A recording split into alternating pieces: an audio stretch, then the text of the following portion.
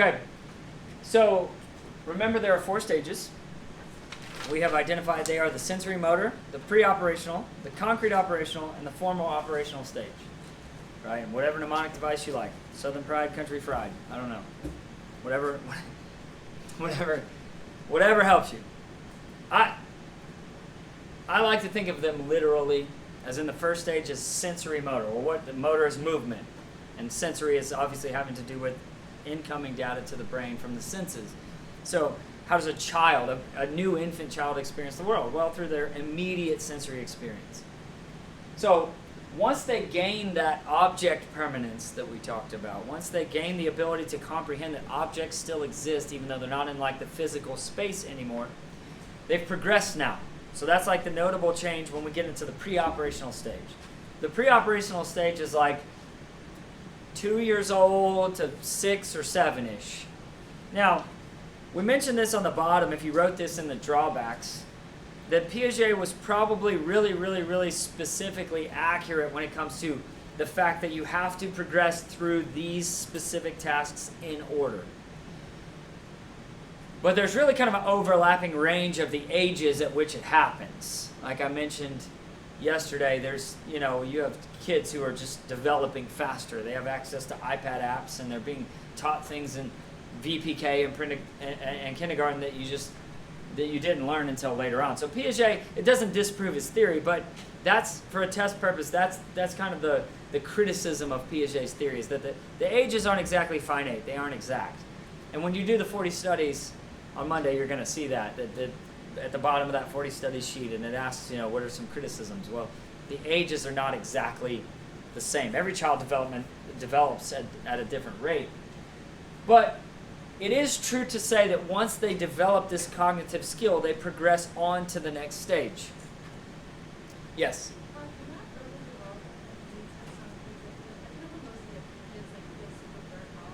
Yes. I don't know what the happy balance of how far do we push our kids is. Is that what you're referring to? Like when they're real little? So in other words, if my 4-year-old can read, is it beneficial for us to teach her and make her read? I don't know. But yes, there can be academic burnout. And it's interesting that you mentioned that as far as being gifted, because I think that's a valid thing we have to look at. If the Piaget definition of gifted is they are in a cognitive stage farther than what they should be, that's a good definition. So how do we avoid burnout? Right? There's some misconceptions that parents have because some of you are probably diagnosed as gifted. And so parents used to say things in conferences, and they'd be like, well, my child has a C in the class because they're bored, they're not being challenged. And that's actually not cognitively a good assessment, because gifted children don't tend to lose their attention span and focus. Gifted children do what's called extending.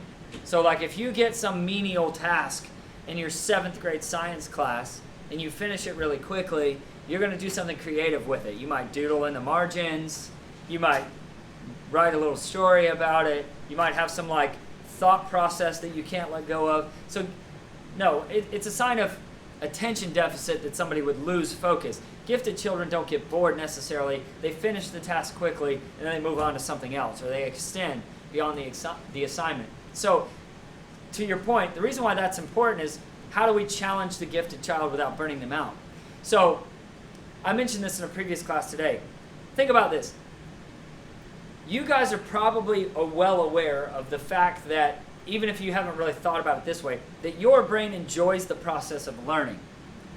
So if you enjoy learning, right, because you do, there are things that you're interested in and you look up information about it, or you read about it in your free time, or you study it, or you listen to podcasts, or whatever it is. It could be political, it could be religious, it could be socioeconomic, it could be artistic in nature, it doesn't matter. There are things that you just gain pleasure from gaining knowledge.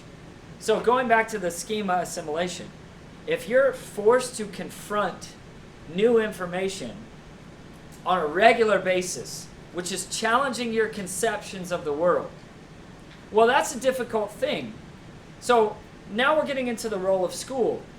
If you enjoy learning, if you grow as a person from learning new things, and that's an enjoyable experience to the brain, here's an interesting like conundrum, right? You enjoy learning, but you hate school.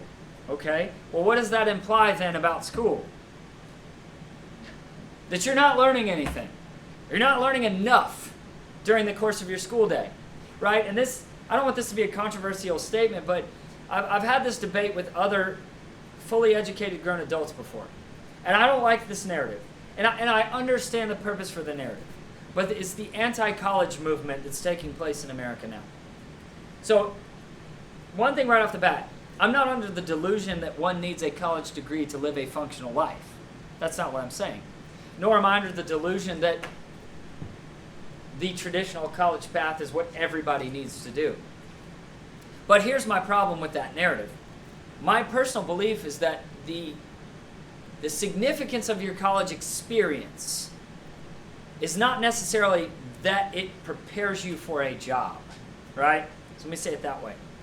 In other words, if the purpose of high school is to prepare you for life, it's not doing a very good job of that, right? The public school system is not doing a very good job. If the purpose of college is to prepare you for a job, well, that's kind of problematic, because that means the only thing you get to study in college is the exact translatable skills for your job.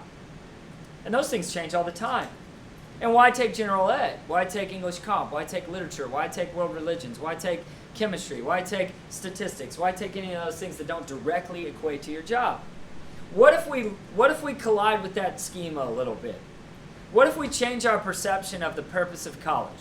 What if college is not about preparing you for a job?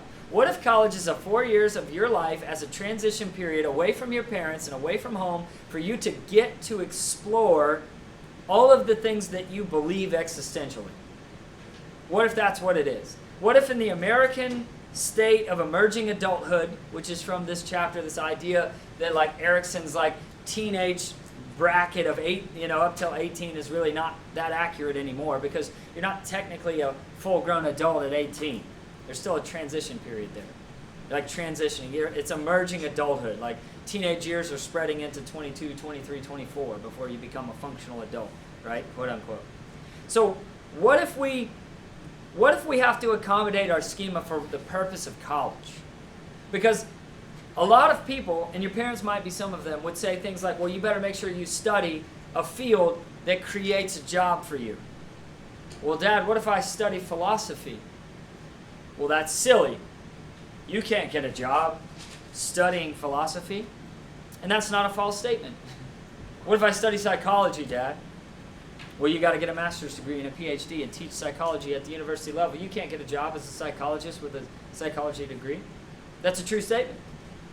But what if that's not the purpose for you studying something? What if the purpose of you going to college, again, this is us confronting things. We're trying to assimilate, and it's not working. So what we have to accommodate? We have to change our schema for college, for the purpose of college. What if the purpose of a college degree, or a college experience, let's say, is for you to get time away from home, out of your natural habitat, and to be confronted with all of the schemas that you've built over the first 18 years of your life? That's a very beneficial thing.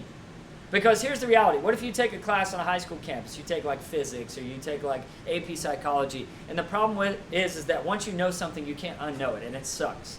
You're like, I woke up today and I was blissfully ignorant of that thing. And I had my conception of the world, and you made me confront it. And you lay in bed and you're like, oh, I wish I would have never taken this class. That's awesome. That's how school is supposed to be. You should be confronted and challenged with your conceptions of reality on a regular basis. You should be standing at the end of your class periods going, but wait, that's what should be happening for 6 hours a day, every single day of school. And I know that's not practical, but that's why the experience doesn't live up. You could be getting so much more out of high school. But in order for that to happen, you're going to have to be in an environment where people are challenging your preconceived notions. And you're having to grapple with this new information. And you're having to decide, does this fit into what I believe is true? Because the reality is we all bring heuristics to the table. We all bring prototypes to the table. We all bring preconceived notions to the table. So if we're going to confront and challenge our preconceptions, we have to be willing to listen to somebody else. And Some of us are not, right? So we have deep, intense discussions about important topics, but you can't get past your own preconceived notions long enough to challenge those schemas. So you're not learning anything, you're just like explaining to people all day. And as long as you can talk loud enough and aggressively enough, then you can just dominate people into submission and they finally just agree with you. But that's the problem with society. You have all these narratives that fly around on social media because enough people believe the narrative, then it might as well be true, because why not? Why shouldn't there be an infinite number of genders out there? Because enough people believe that, so it must be scientifically true. Observation is not evidence. Right? It's obviously a very complex issue, and we'll get into that issue. We'll have a discussion in this very chapter, right, about that topic. But that's a schema that you hold. And if nobody ever presents you with conflicting information, you're not forced to evaluate that schema. You're not forced to decide whether or not you have to accommodate it. Now, for little kids, like we talked about yesterday, that's something as simple as like, that's a ball, Mom, right? No, it's not a ball. What? It's just as simple as accommodating objects and animals. And even things like relationships, right? What does the traditional family structure look like? Well, your perception of the world, your schema for the world, is based on your experience. And if you grow up in a house without one of the two parents, that's the role that you know. And then you're challenged by going to your friend's house and then seeing that, and you're like, well, wait a minute. That doesn't fit. That doesn't assimilate. I can't make that work. And what are they doing? They're being forced to confront those preconceived notions. That's how you grow as a person. So when you get into an environment that challenges you cognitively, intellectually, spiritually, right? That's where you grow as a person, even if you don't end up changing your mind, because you're forced to constantly evaluate these schemas that you have. And that's an important step. That's an important part of growing up. So developmentally, that's how your school started out. When you were in the pre-operational stage, it was just earth-shattering changes all the time. But now you've reached a point where your school model doesn't match with your cognitive developmental state. Your school should be almost entirely Socratic all the time. The problem with that is, how do you grade it? Well, therein lies the issue with public school. If we can't evaluate you, if we can't monetize you, if we can't, maybe it's not fair to say monetize you, it's not like we make more money if you get A's. If we can't somehow attach a number to your success and advancement, not only do you not pass on to the next grade, but maybe you don't even get into a university, because how can they decide if you're a good student or not? Just arbitrarily draw your name out of a hat? Well, no, they can't do that, because colleges, even though they get nonprofit status, they're a profit organization. They only make money from you if you stay in their school for 4 years. So for them to predict whether or not you're going to pay for tuition for 4 years, they need some data for that. You guys see the flaw in the school system here? You're being driven like data points on a scatter plot. You're not being challenged cognitively and intellectually. And that's where you gain some things from classes and you don't get that from other classes, because you're like, this just isn't challenging my preconceptions of the world. And you don't even like it. Like, you may not even on the surface like appreciate the fact that your preconceived notions are being challenged. But at the end of the day, when you grow, you're a better person for it. That's how you gain knowledge about the world. You change your ideas, you change your conceptions. And then you listen to somebody, like, have you ever had a discussion with somebody who's like cognitively beneath you, right? They're passionate about something. I'm not saying intellectually, but they're passionate about something, but they're clearly misguided. I mean, obviously, you know, they're like using a tired argument that's been disproven. And then you like feel like this mama hen, and you're like, listen, let me help you out here. That's a position of like cognitive power to be in. Not because it's your job to correct everyone, but because you've grown from the point where they are to the point where you are. That's how intelligence grows. That's how cognition changes. That's how your perception on the world changes. And literally, that's Piaget's theory. That how do I identify where people are? Well, it's not their physical maturation. It's their cognitive maturation. How does the mind change? At what state is a person when they can conserve? Right? And that's the conservation. That's the object permanence. That's egocentrism. These are just checkpoint things. The sheet calls them notable changes. Right? Well, this is how Piaget defines the escape from the pre-operational stage and into the concrete operational stage. This is one of the checkpoints he looks for. And we talked about how, like, it's states of volume or states of mass. Like, what if we took, pebbles? That was the example. One of the tests that he did is he took, like, 6 little pebbles, little rocks, right, stones. And he lays them out on this table. And he puts them in line segments, like a row, or a column. And what if we have 6 little pebbles and they're very close together, and our line segment's like 4 inches long? And then we take the other set of 6 pebbles and we spread them out, right? And that line segment's like 2.5 feet long. And you ask the child, you don't say which one of these line segments is longer or which one of these rows is bigger. You ask them which one of these rows has more rocks in it. And if the child has not reached this level of conservation yet, they're always going to point to the longer line, because that's the brain's assumption. That one must have more rocks because it is a longer line. And you might say, well, why don't they just count them? Well, we know from conservation it's not that simple. This is like a replication of Piaget's case studies here. And they put the screenshot in there, in your book. This little girl is staring at what's clearly 2 equal levels of liquid, probably milk, right? So we pour them in identical glasses. They have the same shape, right? So what happens when we take one of these glasses and we pour it into a tall cylinder container? The volume of the liquid has not changed, but the visual sight line has changed. And that's an important cognitive checkpoint. Literally in front of her face, you pour the same amount of milk into a different container, and then ask her, after she's watched you do it, which one of these has more milk in it? And she happily goes, well, clearly that one. That's an important cognitive checkpoint. Before the state of conservation, according to Piaget, children are not capable of knowing how changes in the mass or the size or the dimensions of a container don't actually change the volume. It's the same thing with the pizza joke. There's a famous joke like, oh, do you want us to cut this pizza into 6 slices or 8? And the person says, oh, 6, I could never eat 8 slices of pizza.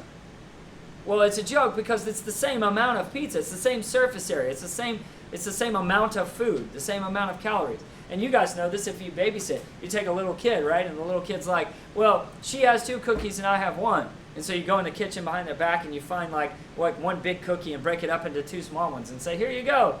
Now you have 2. Yay. Or you can manipulate little kids, right? Have some fun with them. They have like a $5 bill and you're like, oh, I noticed you have 1 piece of paper there. You have $1. I have $2. What if you trade me your $1 for these $2? And they're like, this guy's an idiot. Here we go, right? It's their inability to know. Or like the hot dogs, right? It's the famous, like, the old test question of like the hot dogs. Like you cut the hot dog up into 8 pieces instead of 6. The little kid cries, she has more hot dog than me. Well, no, it's just cut up into smaller pieces, right? That's what conservation is, according to Piaget.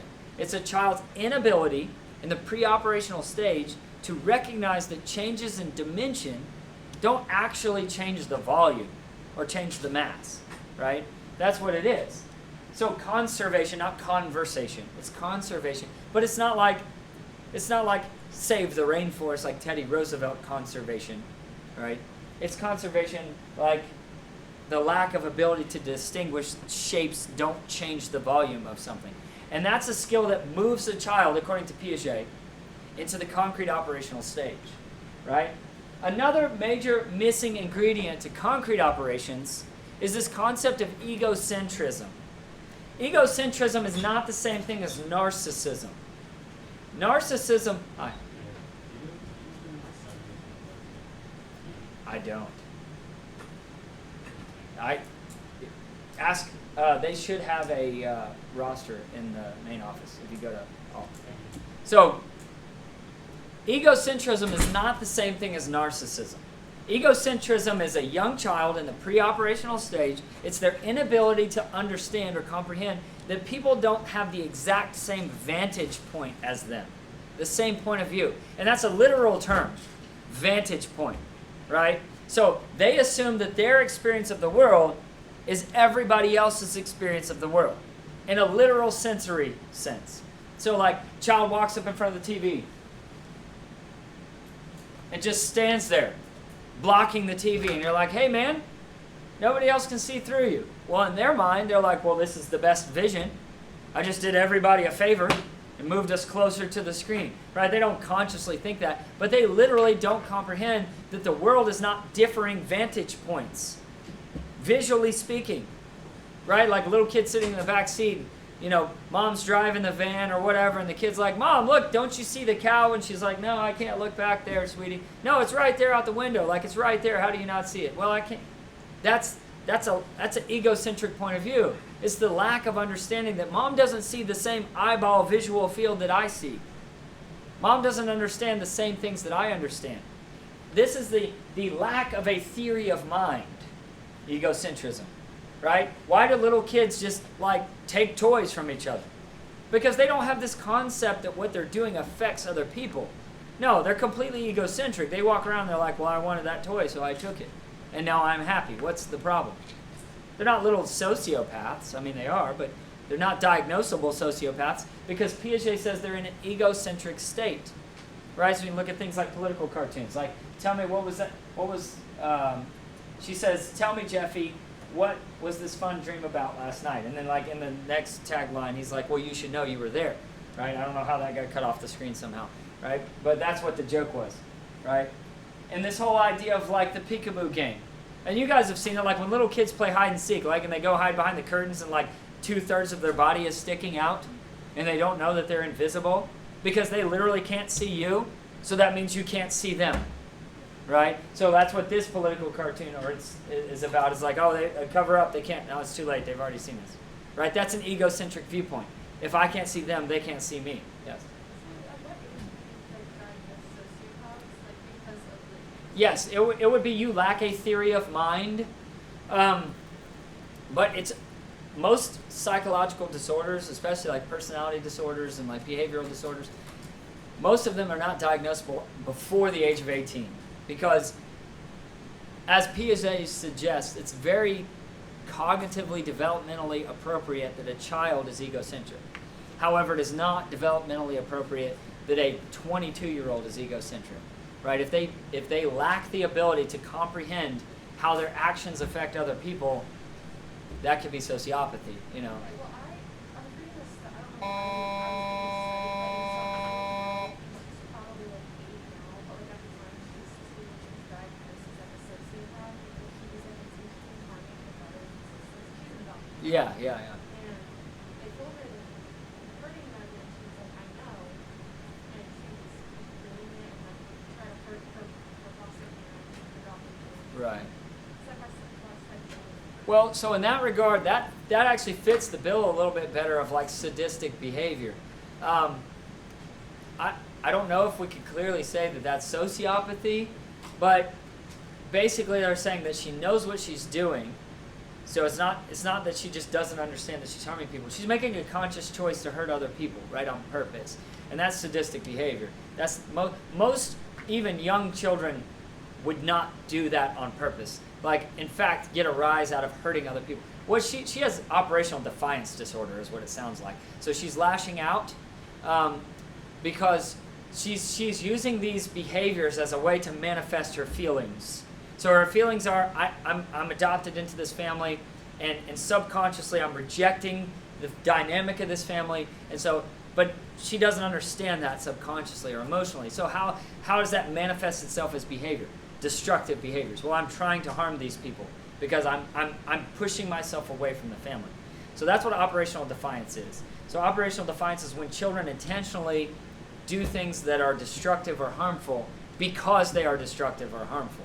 It's not like they lack self-control, right? And sometimes kids get misdiagnosed. It's like, well, that kid's crazy. He lacks self-control. Well, no, he's lashing out on purpose. So that there's some therapy that needs to be involved in that. So basically, you got to think that like if there's a psychological disorder that has a behavior to it, the behavior is the way that the cognition is manifesting itself. So what do you do in therapy? You help them get to the root at why they feel compelled to participate in these behaviors.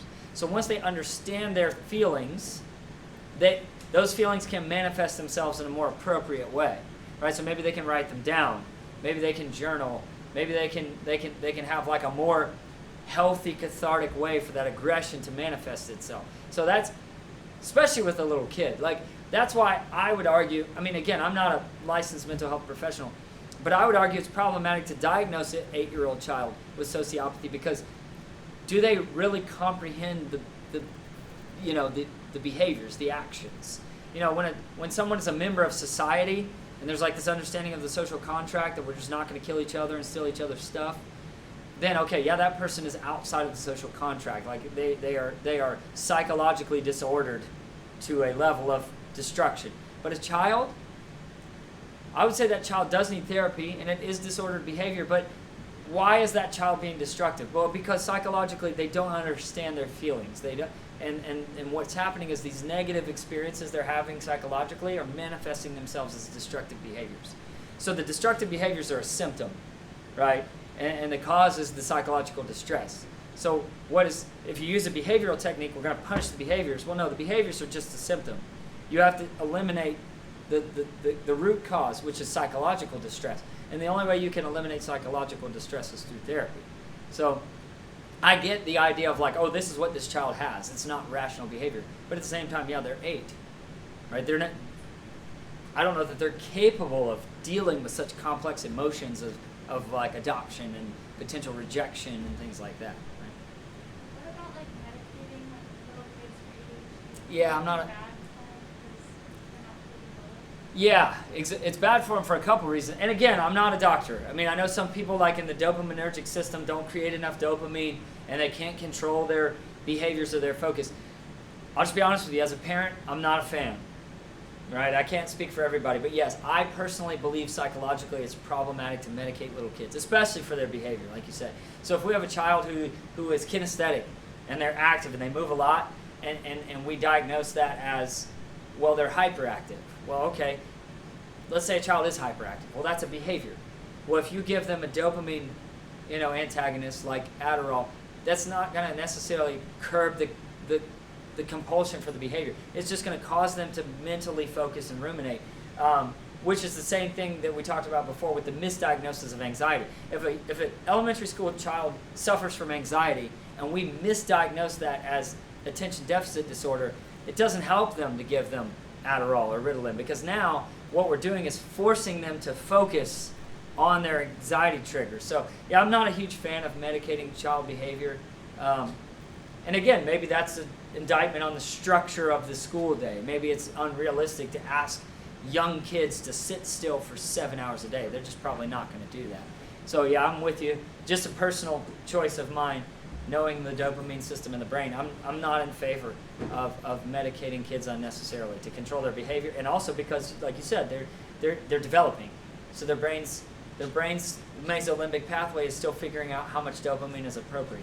And if you help them with that, it's going to adjust. So, and we know that. We know that Adderall strips dopamine receptors. We know it reacts to proteins on dendrites. And so, again, I'm not going to make a blanket statement that no one should ever be medicated. But yes, I do think it's very problematic. I think we over-medicate kids. I think we over-diagnose kids with issues. I think there's a lot of natural developmental stages that kids go through that just don't fit with the behaviors that we want them to have, right? Your kids come home, let them take their shoes off and run around like crazy people and climb trees and decompress because they have to do that, right? So yes, I do agree with that. So obviously the punchline is missing from that one, but egocentrism, here's another good example that I just now thought about. Here's a good example of egocentrism that Piaget tested. So I've got my little phrenology head man here, right? So let's say that like this is a head-shaped, bust. So they did it with action figures, but this is the only thing I have that has a face. So let's say that this guy, and we ask a child, and we're like, listen, so if we have 2 of these faces, can they see one another? Yes. Okay. If we ask the egocentric child, would this guy be able to read this piece of paper? Well, of course, he can see it. Now here's where it gets interesting. What if we take something and divide like a partition, right? If we block off the sight field, the visual field, and you ask the egocentric child, okay, now can this statue read the paper? Well, what are they going to say? Yes. And why would an egocentric child not be able to comprehend that this person's visual field is now blocked? because they can see both of them. And that's an important, easy to test, like you can just do these little harmless experiments on kids. If you babysit, and just test them. If they're 2 or 3, just do these little tests. Take 2 little action figures and say, oh, can they see each other? Yeah. What if they're on the other side of this partition? Can they see each other? Yes. So if the child has not developed past this egocentric state, they don't comprehend that they can't see each other, because in their mind, I can see both of them. And they don't consciously know that. It's a very subconscious thing. But it's a lack of understanding of an opposite point of view. This person would have a visual field point of view that's now being blocked, but not according to the egocentric child. According to the egocentric child, this guy can see everything that I can see. So when we say point of view, I mean literal vantage point. Literal eyeball vantage point. Yes?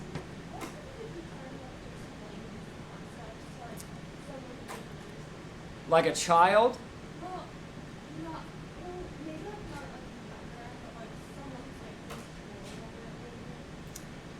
Well, if they are cognitively capable of understanding it, you just have to figure out the right way to explain it. But that's kind of the point of Piaget's work, is like children in certain developmental states, they're just not in a place to hear this. And I'll give you an example. I don't know if this is your exact question, but when it comes to Baumride's, like Diana Baumride's parenting styles, the example I gave before, it's very problematic to talk to a little child and explain to them the theory and the philosophy as to why they can't do something, right?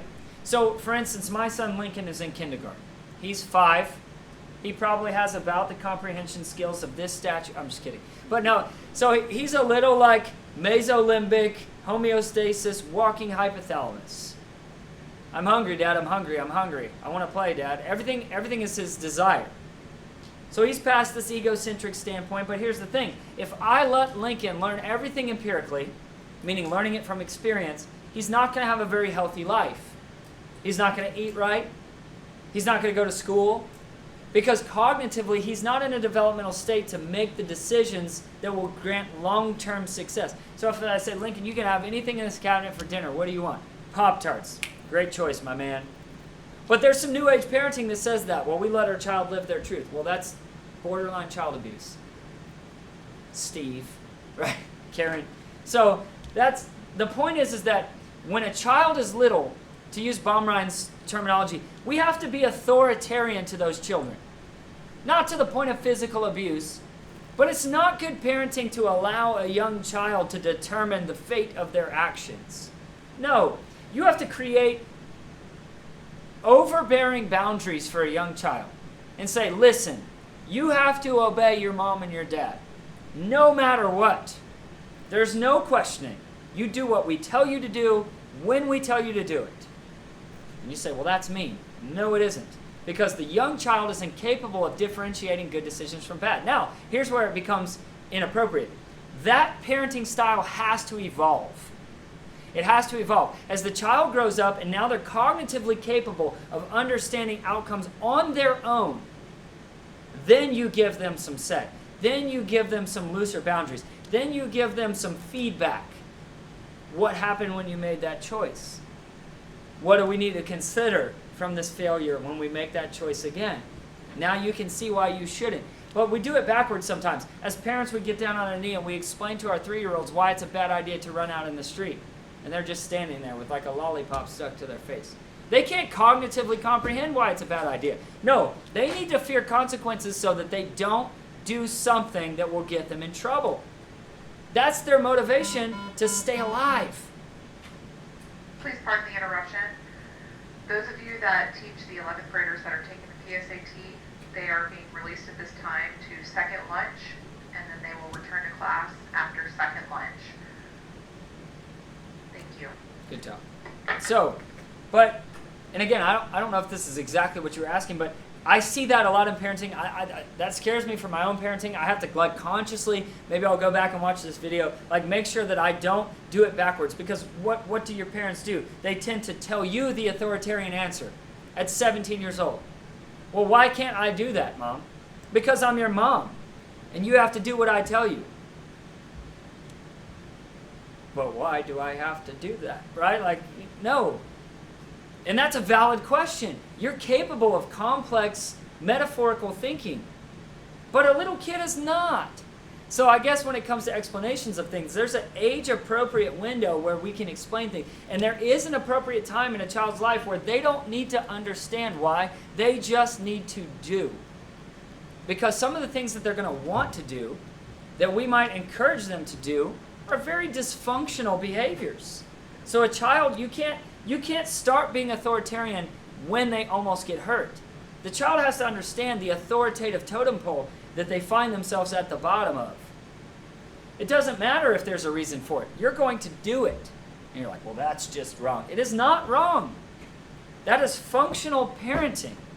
Little kids need boundaries because they don't have the cognitive abilities to weigh the options and the outcomes of their... But you all do. You've reached a point in your life where you can make value-added decisions. So if I take Baumrein's example, I know that wasn't your exact question, but if I apply that to just regular reasoning, why is it not appropriate to explain something that's complex to someone at a certain point of their life? Well, they may not cognitively or intellectually be able to really comprehend it. Yes? So how long should like the "I said so" statement? Well, you got to look at Baumrein's theories, and she doesn't really give it as a like fluctuation. She says there are 4 different parenting styles. And some parents are always this kind, and some parents are always this kind. But there's an appropriate time to be both. And I mean authoritarian in the sense that like this is a one-way relationship. There's no asking questions, there's just doing, like the drill sergeant. But when you get to the point, it's not abusive. You're not like beating your kids. You're still like emotionally loving them. But there comes a point where you have to start laxing those boundaries a little bit. And I would say that's probably like maybe like the end of middle school. I mean, there's no like exact science to it, but like I don't trust 7th graders to make the right choices. I don't trust 9th graders to make, I mean, quite honestly, I don't trust you all to make the right choices in a lot of things, but you're also capable of comprehending how do I avoid this situation again in the future. Because there is science that suggests that if we don't allow you to make any mistakes at all, and we are too authoritarian to people that are too old, well, you're helpless. And then you get out into the world and you have no idea how to handle your freedom. So you start doing all this crazy stuff because you're just excited at the prospect of doing it. So is it functional parenting to drink with your kids? No, Karen. Let me look in the screen just in case your mom watches this video later. That's not functional. That's not a healthy boundary, right? And what does she do? She rationalizes, well, they're going to do it anyway, so I'd rather them be safe. This is not safe. This structural dynamic is not safe. Your name of safety is not safe at all. It's dysfunctional. So there is a healthy amount of boundaries that exist in permissive parenting. But permissive parenting has to look different than authoritarian parenting. And that the happy balance there between being too permissive and too authoritarian, Baumrein says is being authoritative, like as an adjective as opposed to a noun. Like you want to be authoritative, you don't want to be an authoritarian. So an authoritative is we're creating boundaries, but it's not a one-way I said so, you do relationship.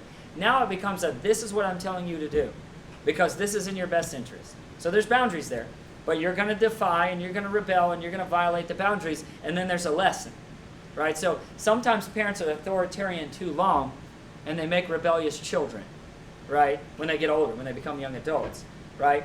But you're hearing that and you're like, see, Mom, you need to let me do ratchet things that I want to do all the time. No, there still have to be boundaries, right? There still have to be healthy, there's still an authoritative, like, totem pole there. But you should not have the same restrictions now and the same relationship with your parents now from a discipline standpoint that you did when you were 5. Yes? What do you think that parents like discipline with respect? Like I was one of those kids that I'm definitely very much belt to Yeah. spoons. Well, it's interesting because I'm willing to accept a lot of scientific theories on this.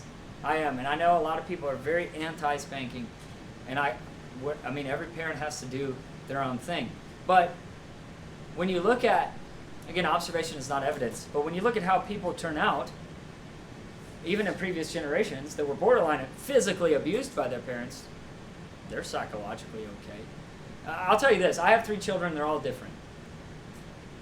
The purpose behind a physical consequence, positive punishment, is not to inflict pain as a punishment for a behavior. Now that's how it's been used. In the past it's like I'm going to whoop you with this stick because I want you to feel pain so you don't do it again. Well that's the idea behind spanking with a little kid. I want you to be afraid of the spanking because I know you're not afraid of the cars that are driving on the street. So if a child doesn't run out in the street because they don't want to be spanked, we have done something as a parent, right? And you say, well, that's not appropriate. Well, it may not be appropriate for every child. And it may not be appropriate for every parent. You have to decide what parenting style works the best. But if your laissez-faire parenting style is not creating good decision-making in your child, you're going to have to evaluate your consequence structure. And there have to be consequences. And it might be the removal of things. But children, again, cognitively, they don't have the long-term, like, you can't goal set with children. Like, listen, if you get a good report in your school day every single day for a month, this is what we'll do. Well, a month is too far away, right? Some children need to be spanked, in my opinion. And again, that's not because they need physical pain. The spanking is not about the physical pain, because here's the other trap of parenting. And this is hard as a parent. You can't emotionally parent your child. You can't be reactive. And sometimes parents are. You come home late from your curfew and they scream and they're angry. Why are they angry? They're angry because they're disappointed or they were worried about you or they're scared. But how did it manifest itself? As anger. So what did you learn? I learned that I can't come home late because Dad got mad at me. That's why I'm in trouble. Dad's mad. You didn't learn that you got in trouble because of your action. You learned that you got in trouble because Dad was mad. So now when you get out of the house and Dad's not there to yell at you anymore, let's do what we want to do, because you never learned the consequence with the action. That's the problem with the screaming and yelling, the problem with the angry hitting, because it can also instill a fear response in children. When Dad gets angry and he spanks me, it's scary. And then now you're creating a fear. You don't want your children to be afraid of you, because again, it's not even just that the spanking is harming them.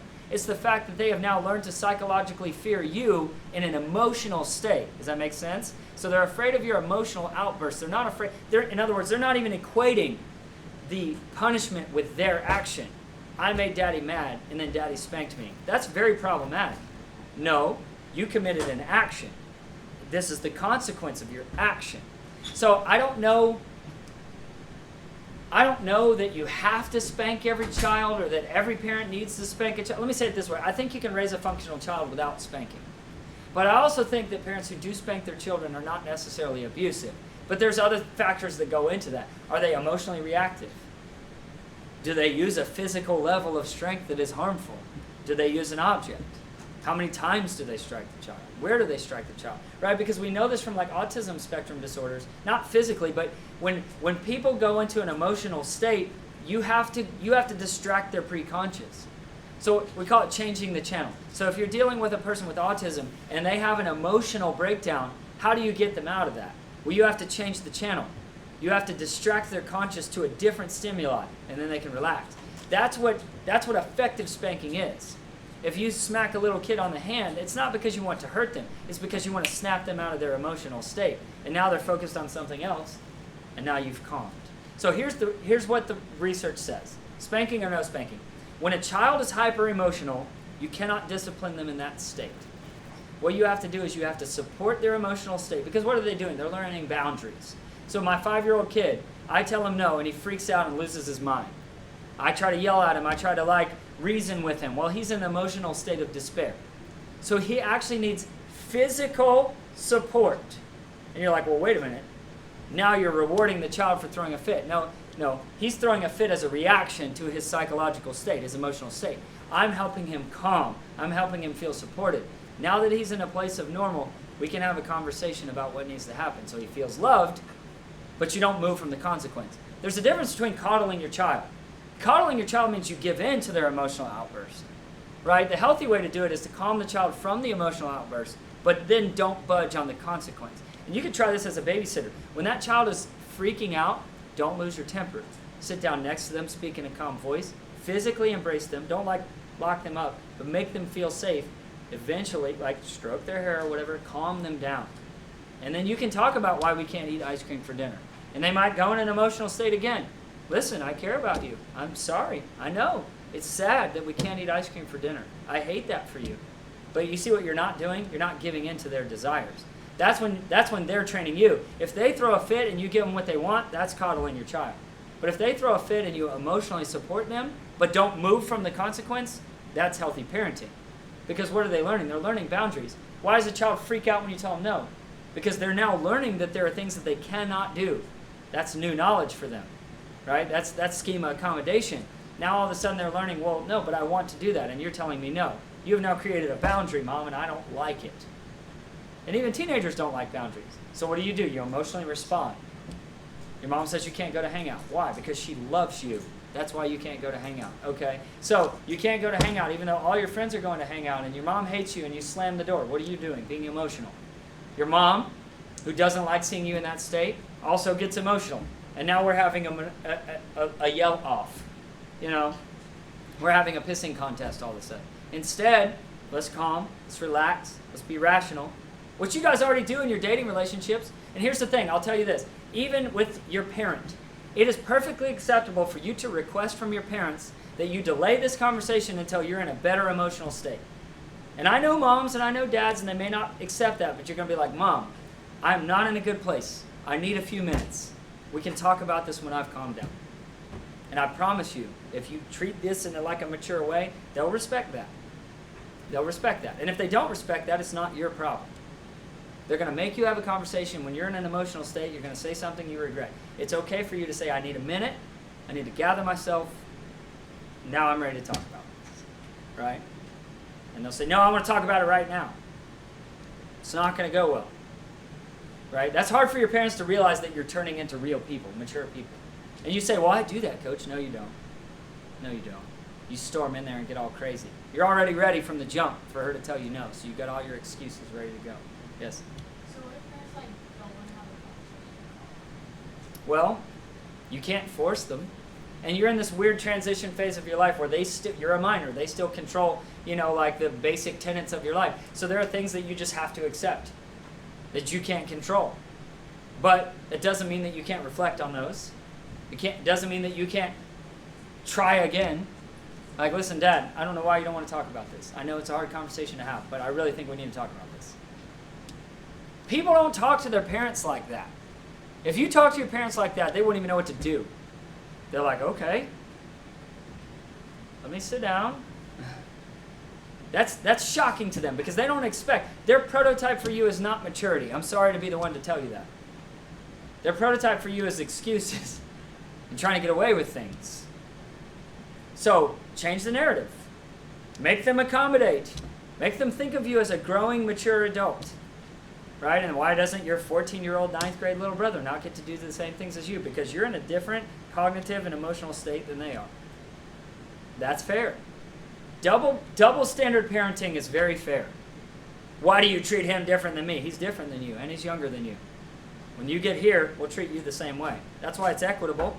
When you're in the same sphere, we'll do the same thing for you. But you guys are in different spheres right now. I'm not parenting the child, I'm parenting the situation. Right? And you guys will get mad about that. You come back from college next year and you're like 10th grade little sister doesn't have a curfew and you're like, Mom! And you'll become that, when I was your age, this is not healthy. What are you doing? You're not supposed to be out there. What about when parents double standard parent kids at the same age? It happens. And again, your parents are going to do things that are not necessarily the most functional things. They just are. And to her question, there's going to be things sometimes that you just have to accept because in that dynamic, you don't have a lot of power. But you also have to understand, there's a lot of things that go into it. So your parents are under a lot of stress. If you feel comfortable, you can try to bring it up. But if you don't feel like it's going to go well, then you just recognize that for what it is and you process it and you just think, okay, I'm going to do it differently.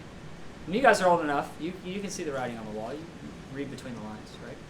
So again, there are things that, parents are flawed too. Trust me, you guys are flawed also. There's a lot of things that you don't do right. They're probably still winning in the moral high ground category, right? It's like when you get accused of something that you didn't do but your sibling did, and you're like, Mom, whatever, you've gotten away with so much stuff. It's not like it's unfair. All of a sudden the oppressed victim, right? So let's transition in this stage, the opposite of egocentrism, right? So if you were to write in notable changes in the concrete operational stage, theory of mind.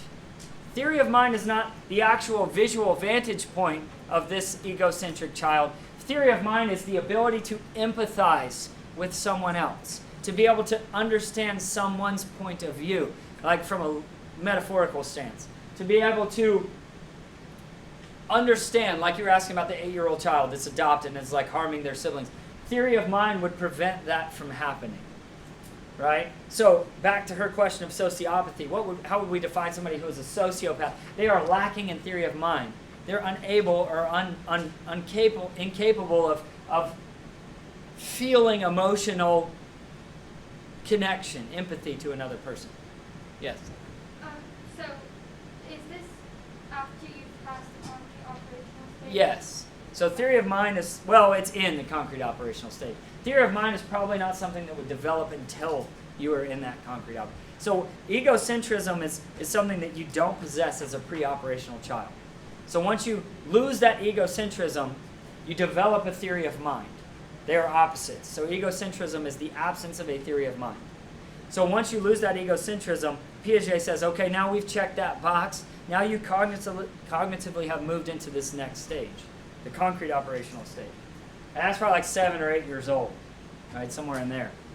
So this is based on the study of a Russian sociologist, I guess would be the best way to explain him, and that's Vygotsky. So Vygotsky is the one who came up with this idea of the theory of mind, right, studying at what point do children empathize with other children. And there's an interesting thought about this, right? And I'll give you, this is just a weird example, but so my kids are watching Disney Plus, and they're looking for a movie they haven't seen, and so they want to watch the movie WALL-E. Have you guys seen the movie WALL-E? So the thing about WALL-E that's unique as a movie is that there's not a lot of dialogue. So of my 3 children, 2 of them are capable of comprehending WALL-E's emotions even when he doesn't talk. Scarlett is not. She thinks things are funny that he does. So I noticed in my 5-year-old child, he has enough of a theory of mind that he can anticipate that WALL-E's sad. Even though WALL-E didn't say any words, what is he doing? He's evaluating his facial expressions. It's a robot. So they're watching a movie, and I'm like psychoanalyzing them. It was fascinating to me. I'm like, there's no dialogue, but he knows the emotional state of a cartoon robot.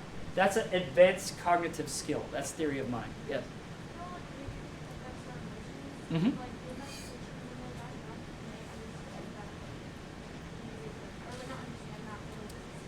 They can feel it, yeah. So like you said, they may not be able to comprehend that music changes their emotional state, but they do experience a change in their emotional state, right? Because what is our emotional state if not physiology? So as your physiology changes and the beats per minute make your heart rate go up, well, they're all jacked and ready to go, right? So yeah, it does affect them, absolutely. And that brings us to the final stage. Past concrete operation will be formal. The formal stage is like 11 or 12 and on, right? Everything including hypothetical thinking, complex mathematics. That kind of stuff.